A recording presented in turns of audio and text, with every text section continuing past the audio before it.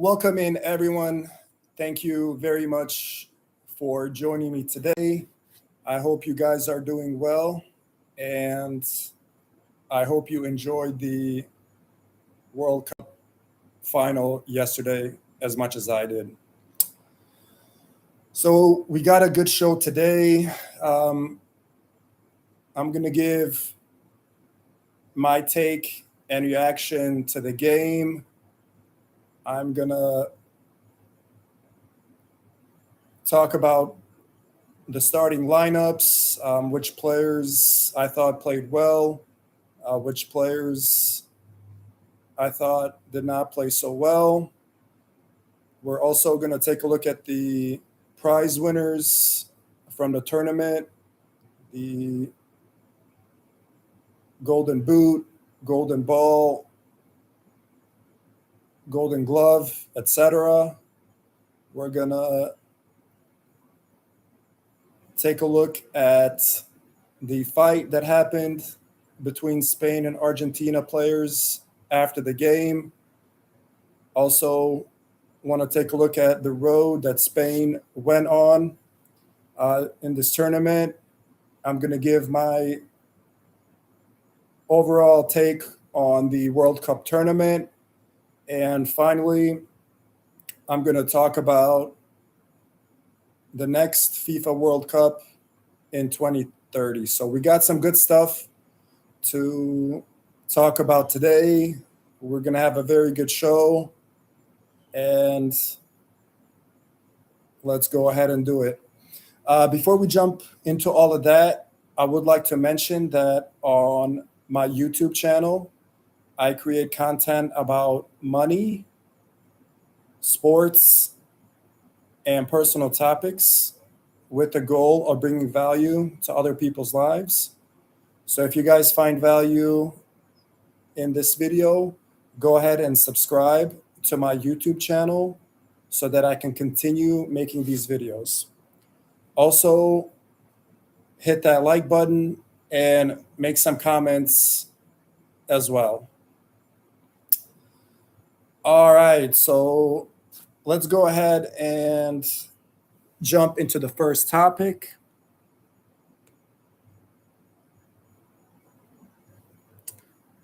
So we had a really good game yesterday between Argentina and Spain. And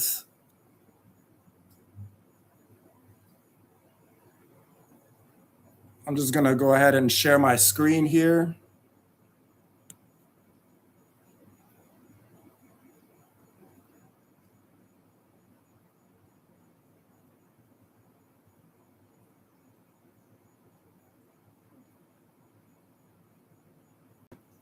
All right, here we go. So Spain gets a 1-0 win over Argentina in extra time. It wasn't the most entertaining game, but it was still worth a watch. And I think, as we would all agree, the better team definitely won. So let's go ahead and just talk about the game and give a little game summary. So in the first half, it was 0-0, pretty quiet and boring game, but Spain definitely controlled possession of the ball. They were definitely the better team, and they just couldn't capitalize on any of their opportunities to actually score in the game. So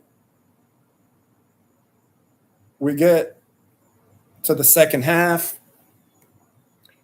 and in the second half, things got a little more interesting. So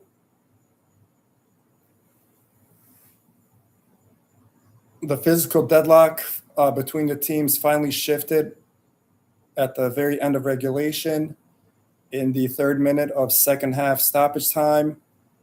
Argentine midfielder Enzo Fernandez received a red card, his second yellow for a reckless challenge on Spain's teenage defender, Pau Cobarsi.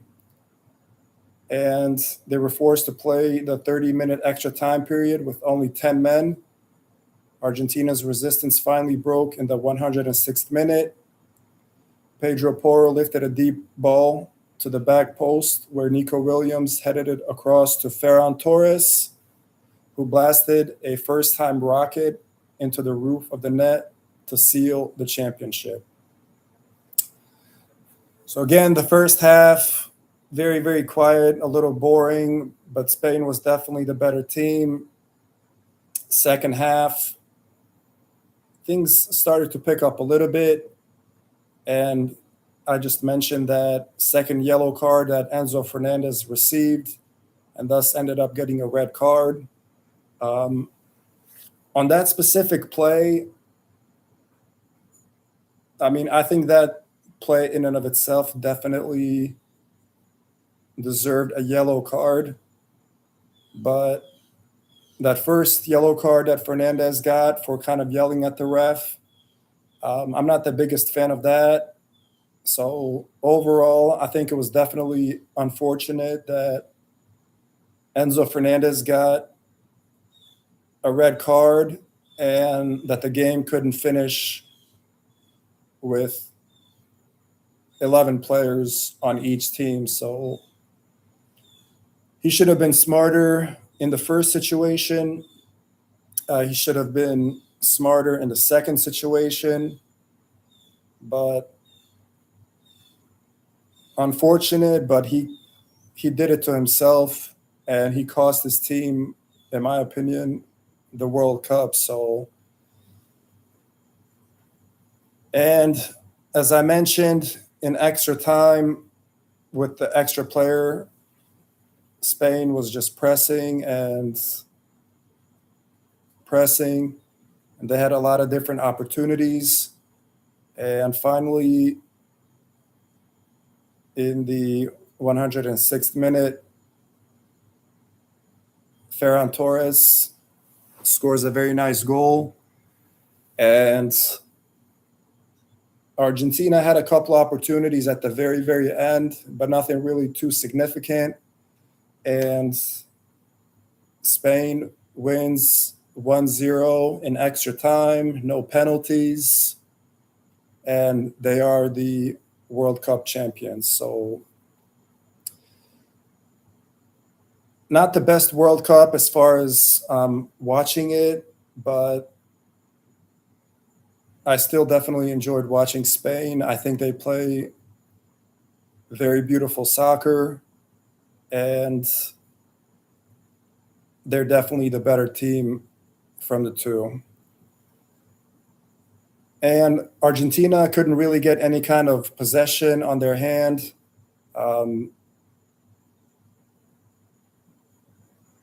Messi hardly touched the ball in this game. Very disappointing performance by him, but it really wasn't his fault too much. He just never got the ball. So he really didn't have the opportunities to do anything significant. So Spain, very, very impressive. Their passing is just beautiful. Their dribbling is beautiful. Also, they got some very good strikers as well. I really like Nico Williams and his speed and power. Lamine Yamal didn't have the best tournament, but he did some good things in this game and in the tournament as a whole. So great job by Spain. They win the World Cup for the second time. The last time they won it was in 2010. And they're definitely the best team in Europe. And now they showed that they're the best team in the world. So really, really, really good job by them. The game was played in New York, New Jersey Stadium, where the New York Giants and New York Mets play. So the crowd was packed, a lot of celebrities, a lot of presidents. So it was just a really good event to watch. Um, the game again wasn't very entertaining. The third place game between England and France was definitely more entertaining. They had 10 goals total, but this was a very defensive World Cup final. So if you like soccer, you still would have enjoyed the game nonetheless. So probably Messi's last World Cup. He played really well up to that point, up to the final. He just really, again, didn't have any significant opportunities in the game. So just looking at some match statistics, we know the final score was 1-0 for Spain. Shots, total shots 20 for Spain, 2 for Argentina. Shots on target 12 for Spain, 0 for Argentina. So the whole game, Argentina having Messi, they had 0 shots on target. So just total domination by Spain. Expected goals 1.94 for Spain, 0.2 for Argentina. Possession 65% to 35% for Spain. Passes completed. Spain had more than double that of Argentina, or passes attempted. Also, a lot more passes completed. And Spain had 0 goalkeeper saves, while Argentina had 11 saves. So for Argentina, their best player of the game was probably their goalkeeper, because if it wasn't for him, this game would have been a blowout for sure. So see if there's anything else we can talk about this game. So Spain continued their defensive supremacy. Spain conceded only one single goal across the entire 2026 tournament, and that was to Belgium. This set a new record for fewest goals conceded by a World Cup champion. So in the whole tournament, all these games, only one goal they gave up. So that's just incredible. Also, they never trailed at any point in this tournament, which is just incredible. So just historic defensive performance by Spain, and they definitely deserve this win. So Spain became only the third rating Euro champion to go on to win the FIFA World Cup. So they won the Euros in 2024, and 2 years later, they win the World Cup. And a lot of their players received individual accolades, which I'm going to go over later in the show. So they're the best team with the best players who received those awards. Unfortunately for Messi, he's not going to be able to go back to back in World Cups. They won it in 22, but they finished second this time around. But the 39-year-old does become the first player in football history to start in 3 separate World Cup finals: 2014, 22, and 26.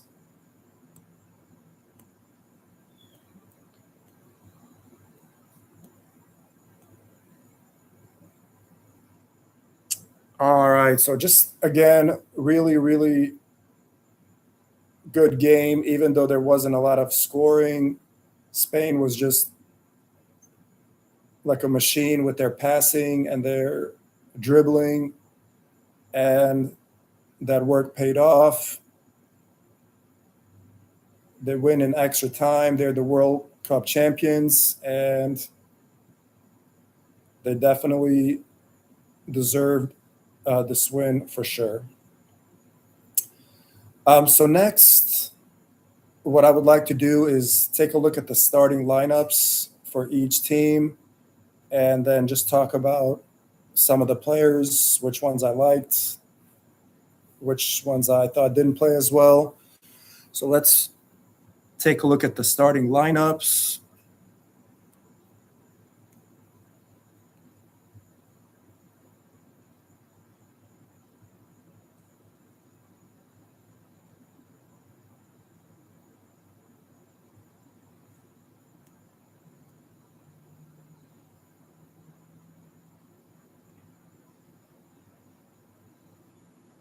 All right, let's take a look at Argentina's starting lineup first.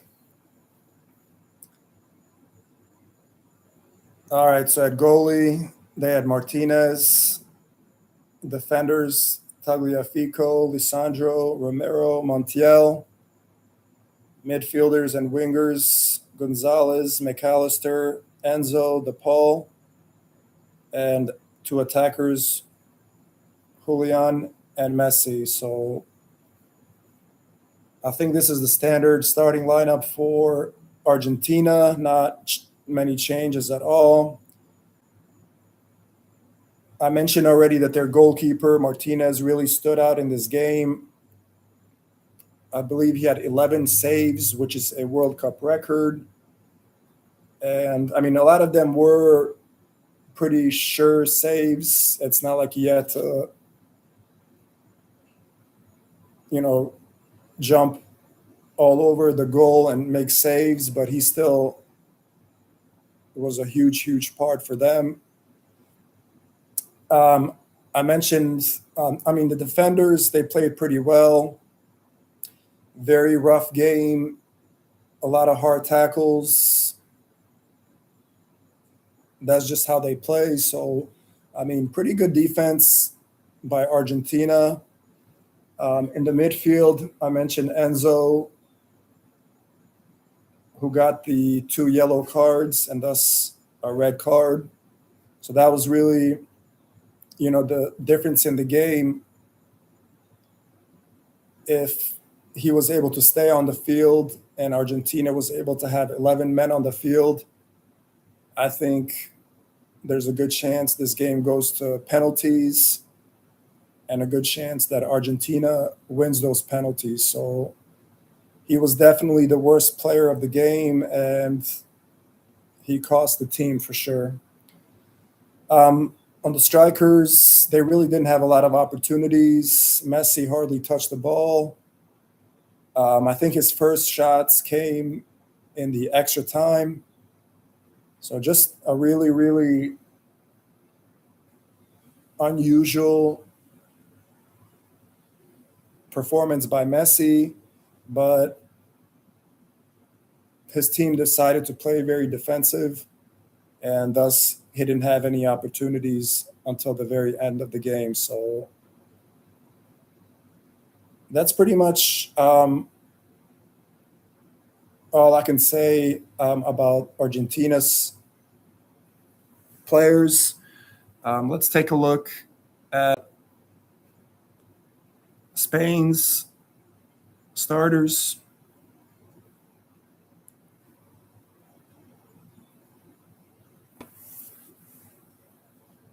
All right, for Spain, a goalie was Simone. Defenders, Cucurella, Laporte, Cubarsi, and Poro. Midfield, Fabian Ruiz and Rodri. Up top, Beina, Dani Almo, Yamal, and Oyarzabal. So Unai Simone, he didn't have to do too much work, so kind of a quiet game for him. But he does have another shutout for Spain. So another good performance by him, not letting any goals in. So he did his job. Spain's defense, I'm a big, big, big fan of. I think they're the best defenders in the world. We have Cucurella on the left side. He's just all over the field. He also pushes up offensively when he needs to. And I think he's probably the best defender in the world from what I can tell. Laporte, Kobarsi had a really good game. He had that big save at the very end of the game where he almost had an own goal, but if it wasn't for him, it might have been an actual goal scored by Argentina. So Kobarsi, one of the best young players in the world. I really like him. And Cucurella, I think they're two of the best players for Spain for sure. Porro on the right had a solid game. In the midfield, Spain has the best midfielders as well. Fabian Ruiz, Rodri. He's the best passer in the game. Rodri is, and he also defends what he needs to. So he's just the most valuable player for sure for Spain, and one of the best players in the world for sure. Up top,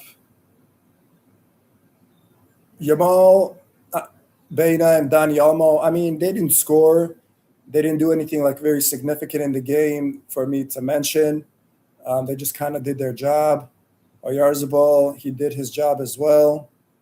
But as I mentioned later in the game,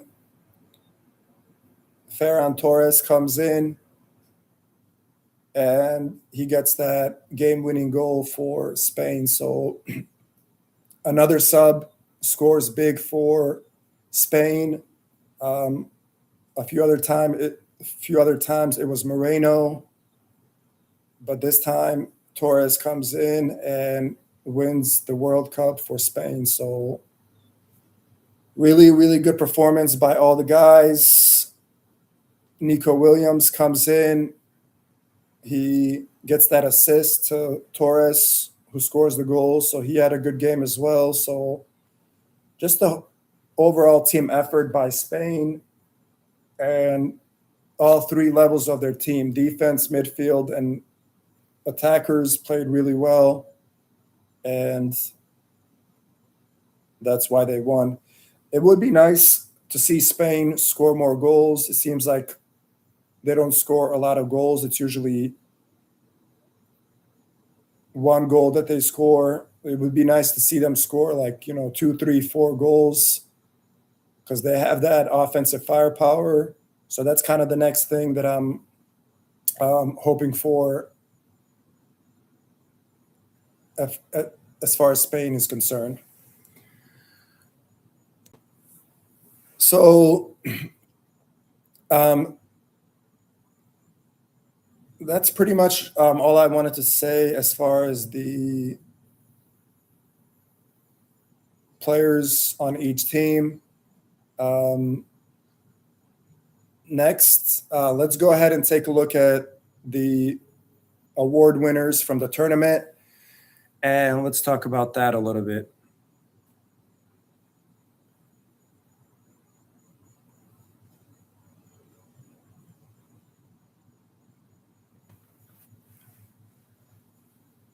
All right, so FIFA World Cup 2026 official award winners. So as we can see, a lot of them are Spaniards. So the Golden Ball, best player in the tournament, goes to Rodri of Spain. The Golden Boot, top scorer, goes to Kylian Mbappe of France. The Silver Boot goes to Lionel Messi of Argentina. Bronze Boot goes to Jude Bellingham of England. Golden Glove, the best goalkeeper, goes to Unai Simon of Spain. And best young player goes to Pau Cubarsí of Spain. So a lot of good awards here. So as far as the Golden Ball, I think a lot of us thought that Messi was going to win this because Messi has had a really good tournament and his moments have been really high whenever he scored or assisted. But I think the right man won the award. Rodri, who's not as flashy and as well known as Messi is, but Rodri is like a machine. He's he might be the best defender, at the same time the best passer and dribbler in the world. So he just does his job to an amazing level. And even though, he wasn't the popular pick to win the Golden Ball, I think he deserves it. His team won.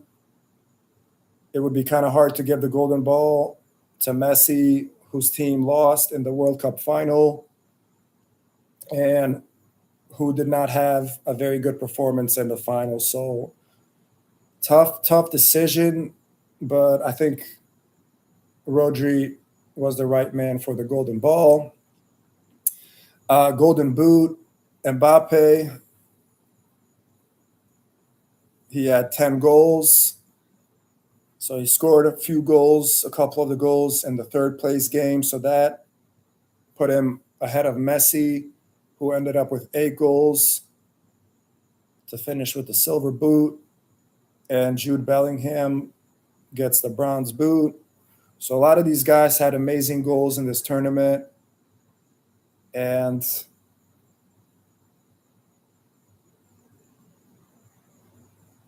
they definitely deserve these awards that they got. And the Golden Glove for the best goalkeeper that went to Spain's Unai Simon. I was wondering if they might give it to the Argentinian goalkeeper just because he had a record amount of saves, while Simon didn't really have to do much. But this is for the whole tournament, and Simon had a lot more shutouts, so he definitely deserves the Golden Glove. And as far as the best young player, that also went to Spain, to their Pau Cubarsí, who had a really, really amazing tournament. Like I mentioned already, he's one of my favorite defenders to watch, along with Cucurella. So I think Spain's defense has a very, very bright future with Cubarsí, and he's only going to get better from here. So those are the award winners from the World Cup. So next, what I want to talk about is a bit of an unfortunate incident. So after the game ended between Spain and Argentina, the Argentinian players, a couple of them, got in an altercation with a couple of the Spain players, and they were pushing and shoving. So they got into like a little bit of a mini fight. So that was unfortunate to see, but let's go ahead and just take a look at that, and then we'll talk about it.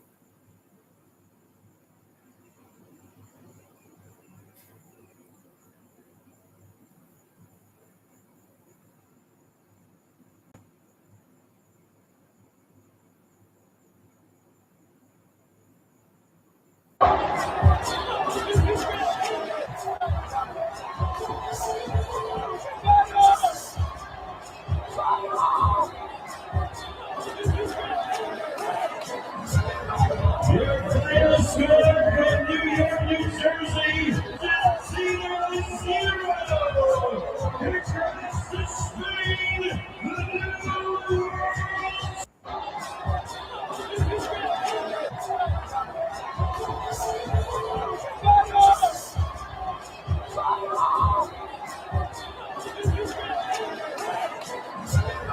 Your final score from New York, New Jersey, 0-0. Here comes the Spain, the new world.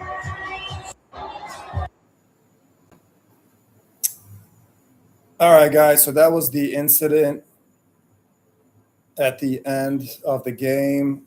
So I think it was Paredes from Argentina. He got into it with, I think, one of the bench players for Spain. So just an unfortunate incident that happened at the end of the game. Emotions are very high. I understand the Argentinians are very disappointed and upset, about the result. But this was just a bad look for Argentina, the team, Argentina, the country. So just an unfortunate incident here.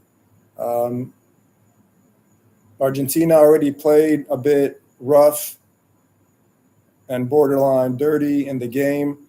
And just to see this after the game as well is just not a good look for Argentina. And it was unfortunate that it happened, but I'm glad it didn't escalate to anything more. So,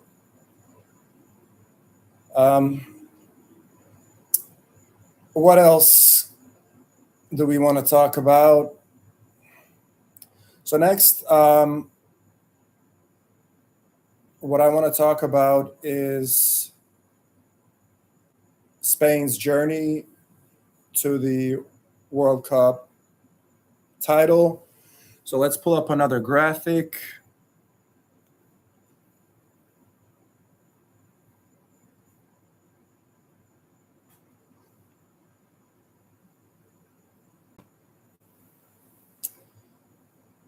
All right, so this is the full World Cup bracket. It's all complete now. Obviously, Spain is the champion. But let's just take a look at the road that Spain went through to get to where they got to. So in the round of 32, looks like they played Austria. Austria is a very solid team, but Spain was able to win that game. So they beat Austria in their first game. In their second game, they run into Portugal. So that was definitely a very interesting and a must-watch game, in my opinion. Want to see Spain go up against Cristiano Ronaldo. Those two countries are right next to each other geographically, so they just have a lot of rivalry, a lot of competition, very familiar with each other. And Portugal, in a lot of people's minds, were one of the favorites to win the tournament. Portugal, on paper, had a really good team. So that was a huge match in the round of 16. But Spain gets the win over Portugal. They send Ronaldo home, so that's another big win. We get to the quarterfinals, and Spain has to play Belgium, who just had a dominating win over the US 4-1. And Spain was able to win that game as well. That's the game that they conceded the goal in. And that's the game that they conceded their only goal that they conceded in this tournament. So another big win by Spain there versus a good Belgium team. And we get to the semifinal, probably the biggest game of the whole tournament. The two top teams, France versus Spain. A lot of people picked France to win that game just because of their offensive firepower. But Spain was just so good, so technical. Defense was amazing. They shut out France 2-0. And that's their biggest win of the tournament at that point. And of course, now in the final, they get a 1-0 win over Argentina. So not a very easy road for Spain, for sure. They had to beat some amazing teams: Austria, Portugal, Belgium, France. And in the final, they beat the defending World Cup champion, probably the best team in South America at this point, and they win the World Cup. So that's in the group stage. That's 5 amazing wins that Spain has had against 5 amazing teams. And I just thought they were really impressive the whole tournament. So well-deserved Spain. On the other side, Argentina, they had easier competition, in my opinion, but the actual games themselves were very difficult and dramatic. Argentina hardly beat Cape Verde. That was a very dramatic game. It went till the end. After that, same situation versus Egypt.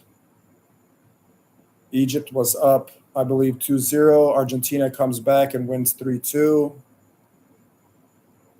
We go to Switzerland. Tough game there as well, but they get the win. They play England, and that was a impressive win versus a very good English team. They get to the final and, of course, lose to Spain. So interesting journeys for both teams. Argentina had to sweat it out a little bit more, but they made it to the final. But in the final, they got beat by a better team, and that's pretty much it. All right, guys. So next, what I want to do is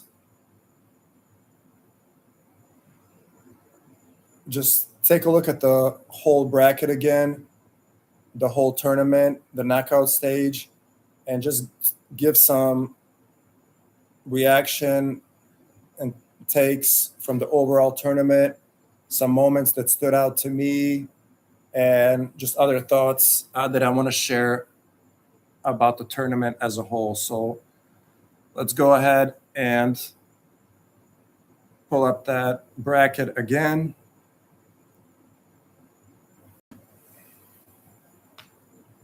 All right, so here's the bracket again. So I mean, the group stage, it is what it is, because they expanded from 32 to 48 teams. Third place teams also had an opportunity to make the World Cup the knockout stage. So that was different about this tournament. I think that was a good idea, specifically for the team that I was rooting for Bosnia and Herzegovina, my home country. We ended up in third place in Group B. and thus, with the points that we had, we were able to qualify for the knockout stage. So I'm glad FIFA made that change, because if they didn't, Bosnia and Herzegovina would not have been in the knockout stage. So just in the round of 32, we had some big upsets. Germany lost to Paraguay. We had the Netherlands lose to Morocco. Croatia got knocked out in the round of 32. And unfortunately, Bosnia and Herzegovina lost against the US. I believe it was 2-0 for the US. So I was definitely disappointed about that. On the other side of the bracket, in the round of 32, Norway was able to move forward and play against Brazil. So that was a really good game to watch. Vinny Jr. versus Holland.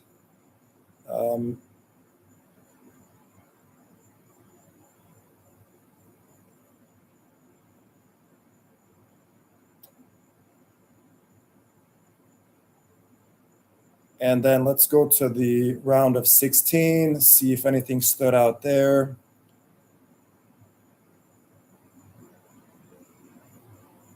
I mentioned Spain knocking out Portugal and Cristiano Ronaldo. The US got knocked out in the round of 16. So a lot of people in the US were hoping that this was the US's time and moment, that the US would go deep in the tournament, but that really wasn't the case. They got knocked out by Belgium. On the other side, we had a big upset. Brazil loses to Norway. Holland had a really good tournament. He gets a big win over Brazil.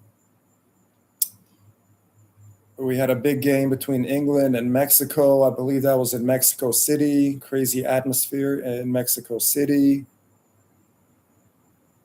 So that was a good watch. I mentioned Argentina, Egypt. Man, that was also another crazy game. Egypt up 1-0. They go up 2-0. And somehow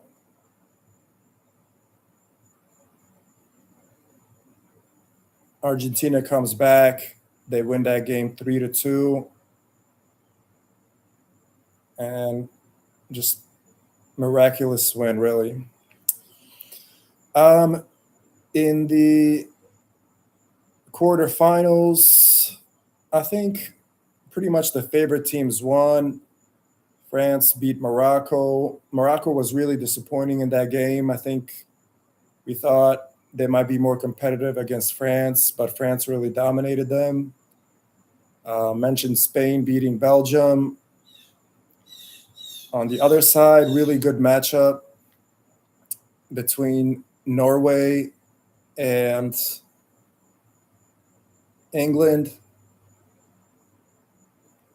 Norway already upset Brazil, but Holland could not upset the English. And Argentina gets another close win versus Switzerland. And in the semifinals, the final four, we have probably the best four teams in the tournament: France and Spain, England and Argentina. And I think as far as FIFA rankings, I think they are the top four ranked teams in the world. So honestly, I don't think we could have asked for much of a better World Cup. We got four of the best teams in the world in the semifinals. Up to this point, all the star players were scoring: Mbappe, Haaland, Messi, Harry Kane, Jude Bellingham. All the big names scored a lot of goals. Cristiano Ronaldo scored as well. So really, really amazing tournament as far as the teams that advanced and the players that scored goals. And a bit of an upset, France versus Spain. France was the favorite, Spain wins. On the other hand, it was kind of a toss up between England and Argentina. They were very close and similar. And we get final where Spain, who has been the best team in the tournament, wins the tournament. So I really think, I'm not trying to be a prisoner of the moment, but there have been other really good World Cups where the main teams made it to the end and all the stars were scoring, but this might be the best World Cup that I've seen ever. Definitely recently. Um, Again, all the big countries, all the big stars showed up, and at the end of the tournament, the best team won the tournament. So, not much more you can ask from this tournament. For me personally, I would have loved if Bosnia and Herzegovina was able to win that game versus the US. I would have been the happiest person in the world. Um, it would have been nice to see Brazil be a bit more strong in this tournament, but they got knocked out pretty early. Really impressed by Norway and Holland. He basically put the country on his back. He might be one of the best. He might be the best scorer in the world. I love his size and his height, and he's just a very powerful presence in the attack whenever he's there. I like his personality. He he has a big personality, and he shows that in the game. So I think Norway is going to be one of those dark horse teams going forward who might make even more noise in the tournament going forward. So just a really, really good FIFA World Cup 2026. I definitely enjoyed it. Brought a lot of joy to me. Brought a lot of joy to the whole world. And it's a little sad that it's over now. Um, it won't be back for another 4 years, but we had some very good moments. We had some watch parties,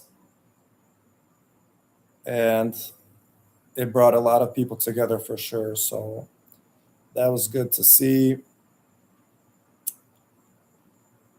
And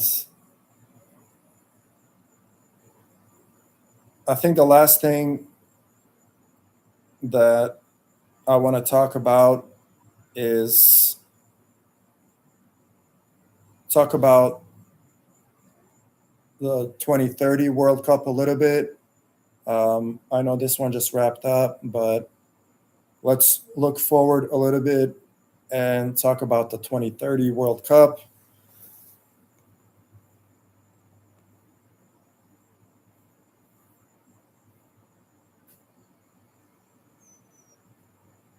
All right, let me share this graphic. All right, so the 2030 World Cup is going to be the 100-year anniversary for the FIFA World Cup. So the first FIFA World Cup was in 1930 in Uruguay in South America. So we've had, when 2030 comes around, we will have had 100 years of FIFA World Cup tournaments. So it's going to be a huge deal, a huge anniversary, and I'm sure it's going to be an amazing show. So so far, the way they have it is that to begin the tournament, they're going to have some ceremonies, and I think some games to start the tournament. They're going to be held in the three countries that are shown on the left of the screen here, which are Paraguay, Argentina, and Uruguay. So those are, again, it's in Uruguay because that's where the 1930 FIFA World Cup was. And the other two countries were also participants as well in South America. So they're basically doing the 100-year anniversary.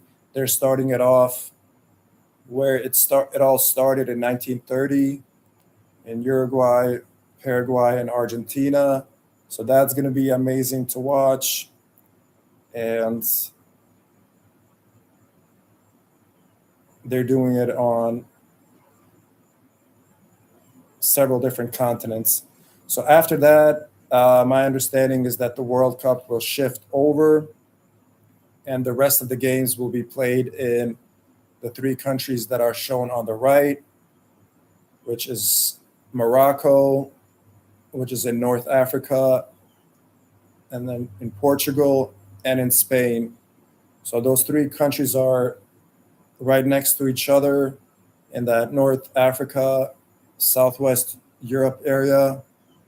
So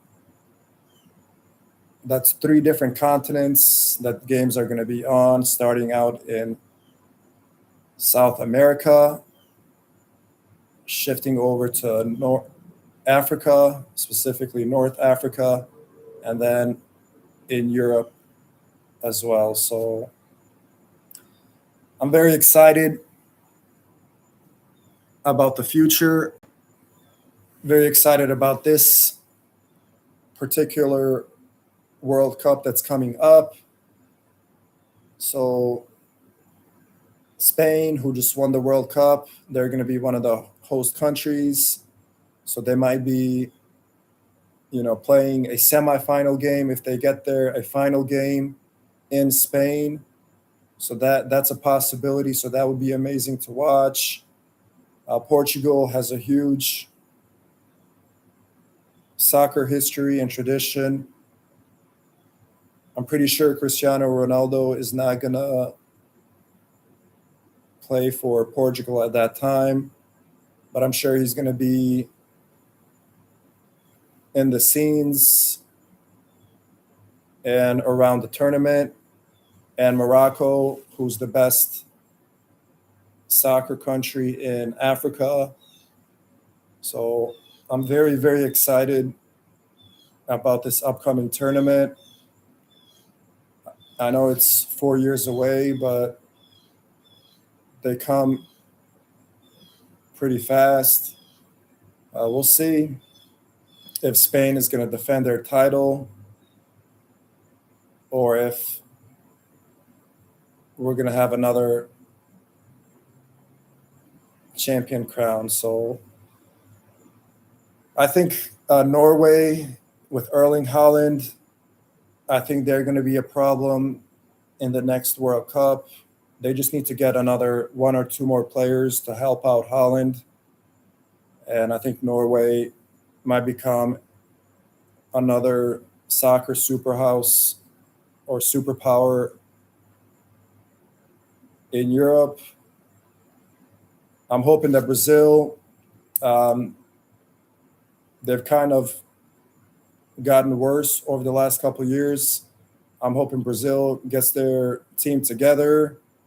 Vini Jr., Rafinha, a few other players. I'm hoping that Brazil shows up very nicely in the next World Cup. And cannot wait for it to come around again.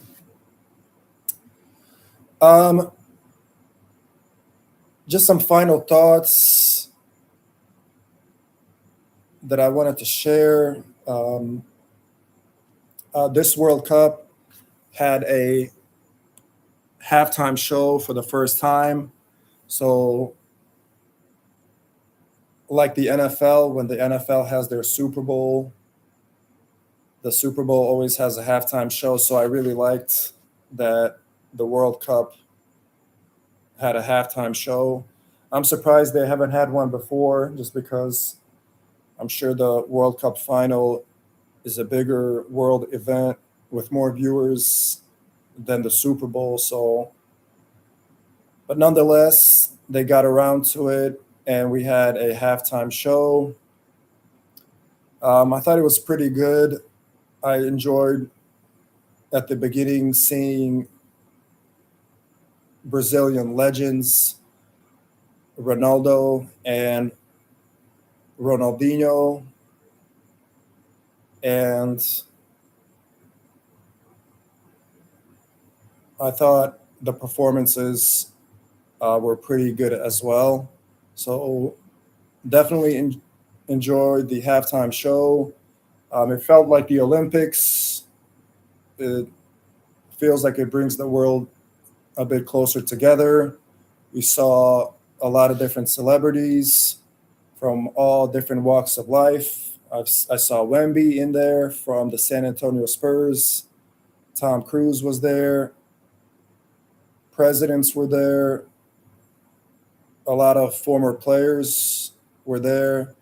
So just a really, really cool atmosphere at the halftime show and in the tournament as a whole. So let's go ahead and look forward to the 2026 Euros, or the 2028 Euros, and the 2030 FIFA World Cup. I'm hoping Bosnia and Herzegovina qualifies for both of those tournaments. We have a pretty good team of young players who are going to grow in the next years.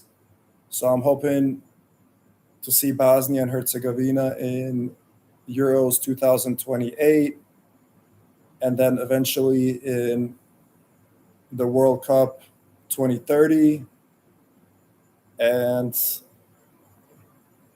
try to make some noise as well. We'll see if the US gets better, if they're finally able to break through and get deep into the tournament, into the knockout stage. And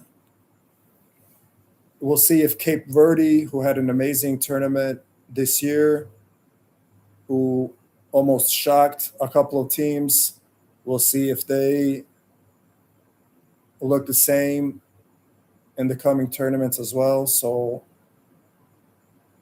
a lot of good stuff ahead, and cannot wait to watch what happens. All right, guys. I think that's all I wanted to share with you guys. I just wanted to give my take and reaction to Spain winning the 2026 FIFA World Cup over Argentina, their second World Cup ever. Just wanted to give my take on the players, on the award winners, and also just give my take on the whole tournament as well, and look forward to the future tournament in 2030 as well. I really hope you guys got some value and entertainment and education out of today's show. If you did, subscribe to my YouTube channel so that I can continue making these shows and videos. Also, go ahead and hit that like button and make some comments on your reaction to the World Cup final, to the tournament as a whole, and anything else you want to share. That's it for me on this one. I'll see you guys next time, and take care.